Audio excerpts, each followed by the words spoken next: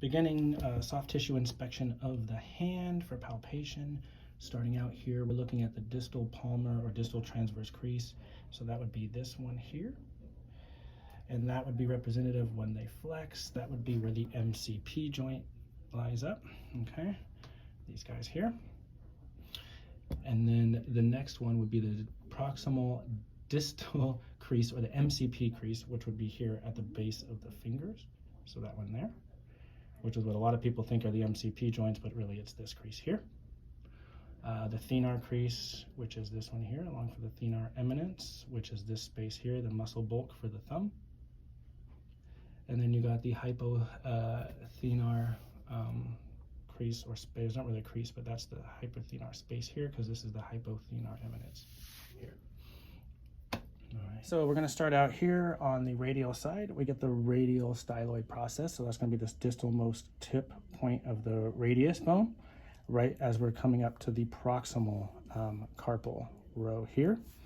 And then we're going to get the proximal boundary for the radiocarpal joint line. So here's the radial, here's the carpal joint line. So that would be here, looking at this space here. And if I'm on the radial styloid process, the next one up should be my proximal carpal row here. Okay. Anatomic snuff box is here. If you have the patient bring their thumb up into, just their thumb into extension without wrist deviation, it would be this space. His doesn't really kick in that well. Let's see, like that. Yeah. There we go. A little space there in between your extensor tendons would be the snuff box. So it would lie right here. In the snuff box, at the base of the snuff box, we're going to get the scaphoid bone.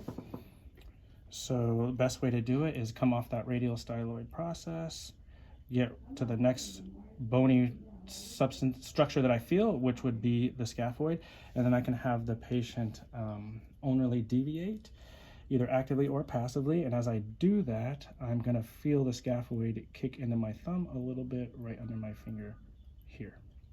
So that's the scaphoid at the base of the snuff box. Okay. The trapezium now, which would be in the distal carpal row. Scaphoid was in the proximal row. Trapezium in the distal row, and then that's going to make up your MCP joint for the thumb, for your first MCP. So scaphoid, I work up one bone more, and then now I can actually passively move the patient's thumb into flexion extension, and then I'll feel the trapezium underneath my thumb pop out a little more. As I bring it right there, I can feel it right here. So here's the trapezium. And then as I come up to here, this would be the first metacarpal here attached to the thumb. And so this would be my first carpal metacarpal joint.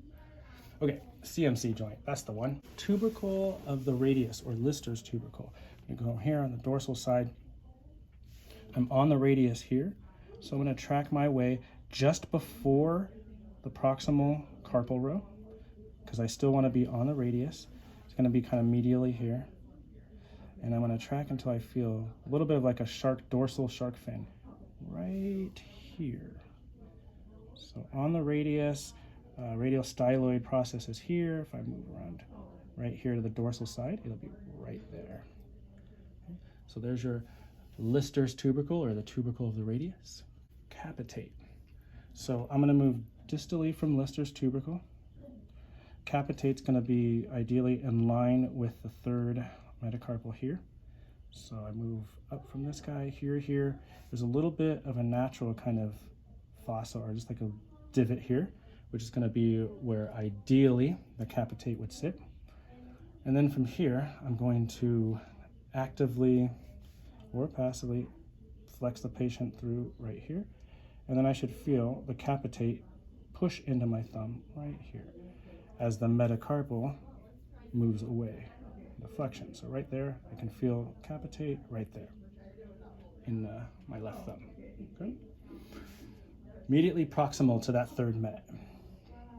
Now the lunate is going to be slightly lateral to that. But what's nice is I'm already in this divot. If I just move a tiny bit lateral, there's some soft tissue in the way there, so I'm either going to move that one way or another to get underneath it, so right here. Then from here, I'm going to go into extension, and as I go into extension, wrist extension, the lunate should actually kind of disappear a little bit under my thumb. So that guy goes away. So now I got these two carpal bones that I can feel with passive flexion and extension in my wrist. Okay. Moving my way laterally, going to the ulnar styloid process. So now this is the ulnar, the most prominent point of the ulna, right here, this guy. Okay. Triquetrium, just distal to the ulnar styloid process. So if I go just off of here, it'll be right here in the proximal carpal row. And I can get on that guy and make sure it's moving freely and that I'm not on the ulna itself, that I'm on this carpal bone there. Okay. Triquetrium, we know that the pisiform is part of that. It's the bone on top. So if I came into the hypothenar eminence over here, this little small floating bone on top of the triquetrium right there. Right there would be pisiform. So for hook of hamate, we're going to come medial from the pisiform. We're going to go right here, kind of to the medial border of the thenar eminence. And then we're going to apply a little bit of pressure here, and we should feel a little bit of a hook, or just kind of a, almost like Lister's tubercle, a bit of a shark fin in a way. So right there is where I'm feeling that.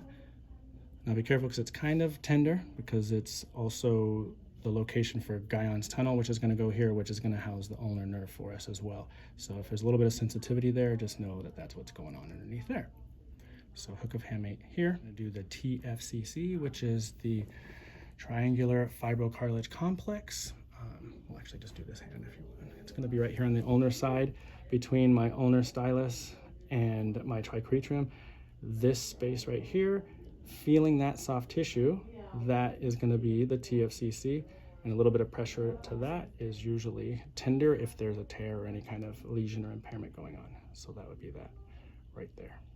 Okay, so metacarpals, those are basically the bones here, the hand bones, okay, before they become fingers or digits. So all of these guys are our metacarpals. We got 5, 4, 3, 2, and then of course the thumb is number 1.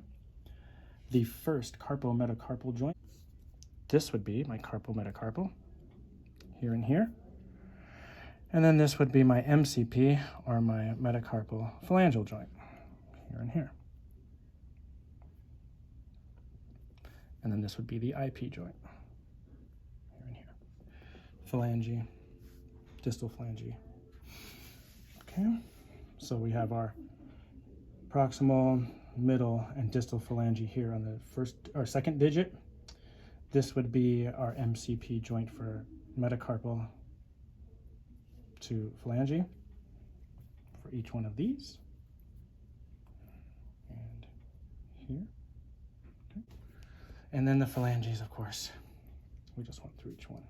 All of these have 3, thumb has 2. So for the tendons of the Snuffbox, if we have the patient actively extend the thumb up like this, we'll be able to see we get one big tendon here on top, another big one here outlining the Snuffbox right here. And then if we have the patient do a little bit of that abduction, we'll get this little guy right in here, which is really tough to feel and see, but that's going to be Abductor Pollicis longus. So if we come back to the top, we got Extensor Pollicis longus tendon there, and then we got Extensor Pollicis brevis here, and then we get Abductor Pollicis longus right here. And so we can think LBL, longus brevis longus, to remind her of that kind of guy. For the distal tendons of Extensor Carpi ulnaris, so that would be this guy here, and you can have the patient extend and ulnarly deviate, and you can see the tendon kick in right there, and you should be able to feel it really strong right here too. And then for Extensor Carpi radialis, have them do that, and it's going to be right here as well. Difficult to see on the video, very difficult to see, but it's going to be right here. We're going to palpate it right on there. Okay, so you'll feel Extensor Carpi radialis for that one. And then the same thing on the underside. If we did the flexor, flex and ulnarly deviate, we'll feel the flexor carpi ulnaris tendon right here. And then if we did the radialis, it would be right here. Okay, so you can feel that right there, just lateral to palmaris longus, actually, it's right there. we get the extensor digitorum tendons coming across to each one of them, okay? And then for extensor indicis, it's also right next to the other ones. That you can feel here that there is a small bifurcation and there are two distinct tendons here, because you're gonna get, indicis has its own extension and you can see it kick in right there. And the same thing with the pinky back here too. Minimi is gonna have its own extensor digiti minimi as well as the common extensor digitorum for both. So you'll feel two distinct for this guy and this guy. All right. Then the rest have their normal extensors there. Okay, for the thenar eminent soft tissue, for now we're just gonna go over 3 muscles. We're gonna do abductor pollicis here. And so for that, you will feel that, right here, okay? Abduction. And then opponens pollicis, you'll have them go across and touch there to there, and then you're gonna feel that right here in the thenar eminence. And then for flexor, you're gonna have them come up this way and you'll feel it right in between there. So come on out of that again, and I'm gonna feel right in here and go ahead and flex again. And I'll feel it in there kicking in. Okay, so there's abductor, opponens, and flexor. And then the same thing for minimi. We got the opponens minimi, flexor, and then we actually have an abductor minimi. So same thing when we do the opponens, you'd have them come across there and feel in here, and I can feel right here, I can really feel that tendon kicking in. And as I track down, I can feel a muscle a little bit over here as well. And then if I wanted just flexor digiti minimi, I would have the patient just flex this way, and then I can feel that kick in right there along that track. And then for abductor digiti minimi, go ahead and flip over if you don't mind. It's a little easier to feel right here, and if you have them abduct, and then you can feel this guy kick in all the way along there. So for abductor digiti minimi. Okay. There we go. The tunnel of Guyon again is running right here through the hook of the hamate, and you're gonna have your ulnar artery right through here. Okay. So also coming over here, the median nerve will come out of the carpal tunnel and it innervates right here in the thenar eminence.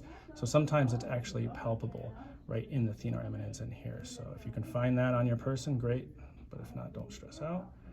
But sometimes you'll feel it right in there, right about there. So that would be your median nerve in the thenar eminence.